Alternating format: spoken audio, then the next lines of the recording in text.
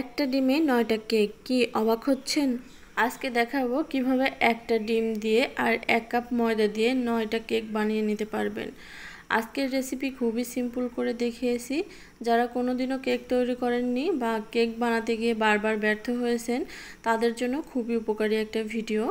আর দেখে নিশ্চয়ই বুঝতে পারছেন এটা কতটা পারফেক্ট হয়েছে। আসসালামু আলাইকুম, শাপলা কিচেন অ্যান্ড ব্লগে নতুন একটি রেসিপি নিয়ে চলে এসেছি। আশা করছি বরাবরের মতো এবারও আপনাদের ভালো লাগবে। আমি সব সময় চেষ্টা করি হাতের কাছে থাকা উপকরণ দিয়ে কঠিন কঠিন রান্নাকে সহজভাবে আপনাদের সামনে তুলে ধরার।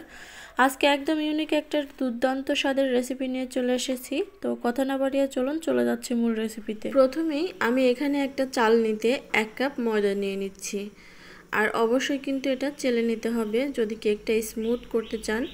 1 চা চামচ দিয়ে দিলাম বেকিং পাউডার, 1 চা চামচ বেকিং সোডা, 1 টেবিল চামচ দিয়ে দিলাম গুঁড়ো দুধ, 1/2 চা চামচ দিলাম লবণ।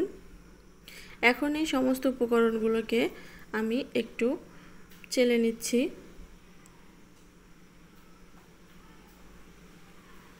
তো চালা হয়ে গেলে এটা এক সাইডে রেখে দিচ্ছি।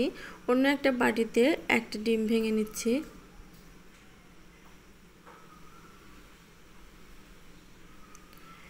একটা ডিমের মধ্যে আমি এখানে দিয়ে দেব 1/2 কাপ চিনি।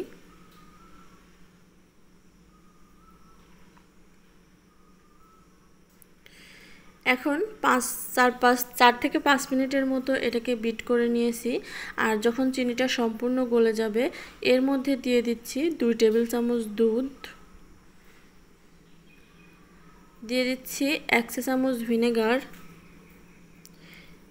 এখন আরও 4 থেকে 5 মিনিট এটাকে বিট করে নিতে হবে। আপনাদের কাছে যদি বিটারের এই মেশিনটা না থাকে সেক্ষেত্রে কাঁটা চামচ বা কোনো হ্যান্ড উইস্ক দিয়েও এটা বিট করে নিতে পারেন।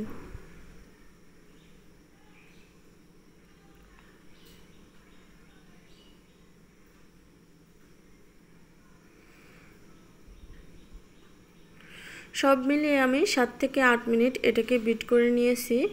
আর এটা কিন্তু যত ভালোভাবে বিট করা যায় ততটাই কেক ফ্লাফি হয়। তো 7 থেকে 8 মিনিট বিট করার পরে আমি বিটারের কাঁটাটা খুলে নিচ্ছি।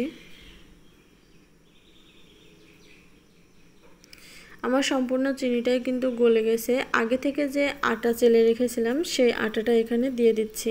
আজকের কেকটা আমি আটা দিয়েই তৈরি করছি।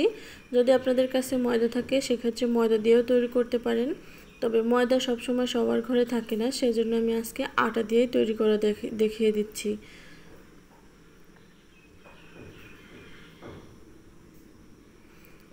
দু থেকে 3 বারে এটাকে মিশিয়ে নিতে হবে। মেশাতে মেশাতে যদি মনে হয় যে ব্যাটারটা খুবই শক্ত হয়ে গেছে তাহলে আরেক চামচ মানে আরেক টেবিল চামচ দুধ আপনারা দিয়ে দিতে পারেন।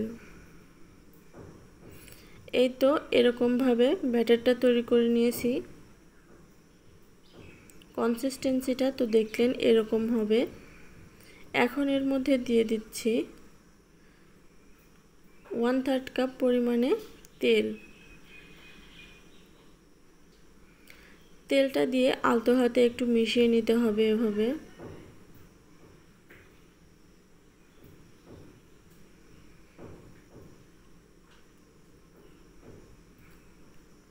এভাবে এক পাশ থেকে ঘুরিয়ে ঘুরিয়ে তেলটাকে মিশিয়ে নেবেন।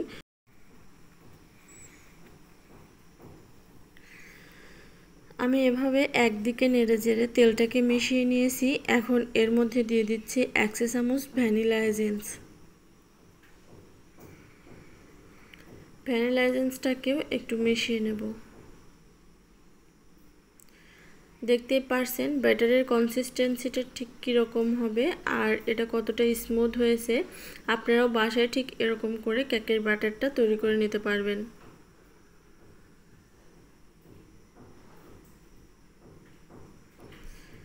তো ঠিক কনসিস্টেন্সিটা এরকম হবে। এখন আমি যে কাপ কেকের মোল্ডগুলোতে বানাবো সেগুলোতে একটু তেল ব্রাশ করে নিয়েছি আর এভাবে একটা স্টিলের প্লেটে আমি সাজিয়ে নিয়েছি।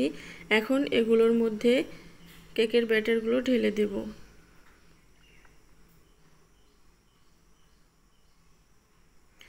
সম পরিমাণে দিয়ে দিবেন। এটাতে 9টা কাপ কেক হবে আমার এখানে 9টা ছিল না, 8টা ছিল মোল্ড, তাই আমি একটু বেশি বেশি করেই দিয়ে দিচ্ছি। আপনারা একটু কম কম করে দিয়ে 9টাতে দিয়ে দিবেন।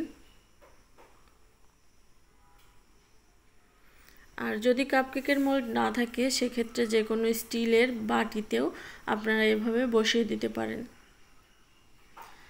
এখন একটা ঢাকনা দিয়ে ঢেকে দেব। তাওয়ার উপরে বসিয়ে দিয়েছি, তারপর এখন মিডিয়াম টু লো হিটে রেখে 18 থেকে 20 মিনিটের জন্য রেখে দিতে হবে। মাঝখানে আমার মনে হয়েছিল ঢাকনাটা ঠিক হয়নি, সেজন্য আমি এই ঢাকনাটা দিয়ে দিয়েছিলাম। এখন চলে আসছে 18 মিনিট পরে। আপনাদের চুলার আঁচের অনুযায়ী কম বা বেশি টাইম লাগতে পারে, তবে 18 মিনিট পরে 18 থেকে 20 মিনিট পরে চেক করে দেখে নেবেন। যদি টুথপিকটা এভাবে ক্লিয়ার বের হয় তাহলে বুঝে নেবেন কেকটা হয়ে গেছে। তো আমার কেকটা হয়ে গেছে, এখন ঠান্ডা করে নিয়েছি। কেকটাকে এখন মোল্ড আউট করে নেব। একটা টুথপিক দিয়ে এভাবে ছাড়িয়ে নেবেন।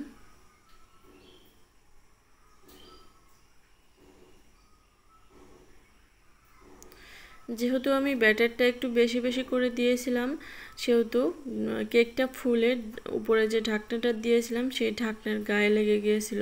আপনারা একটু কম করে দেবেন। 9টা, আমি আগেই বলেছিলাম এখানে 9টা কাপ কেক হবে। তো আমার কাছে যেহেতু 9টা মোল্ড ছিল না, তাই আমি একটু বেশি বেশি করে দিয়ে দিয়েছিলাম। তো সবগুলো এভাবে মোল্ড আউট করে নিচ্ছি, আর দেখতেই পারছেন কেকগুলো কতটা পারফেক্ট হয়েছে।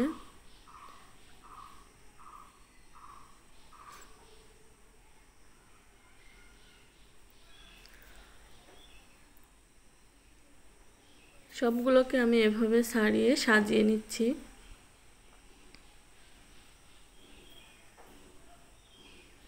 আমি একটা ভেঙে আপনাদেরকে দেখিয়ে দিচ্ছি এটা কতটা পারফেক্ট হয়েছে। খুবই সফট এবং নরম হয়েছে। আশা করছি আমার আজকের এই রেসিপিটা আপনাদের ভালো লেগেছে। যদি ভালো লেগে থাকে অবশ্যই লাইক, কমেন্ট এবং বেশি বেশি করে শেয়ার করে দেবেন। আর আমার চ্যানেলটাকে সাবস্ক্রাইব করে পাশে থাকা বেল বাটনটা অন করে দেবেন, তাহলে পরবর্তীতে যখনই কোনো নিত্য নতুন রেসিপি আপলোড করব নোটিফিকেশন আপনাদের কাছে পৌঁছে যাবে। তো সবাই ভালো থাকবেন। আল্লাহ হাফেজ।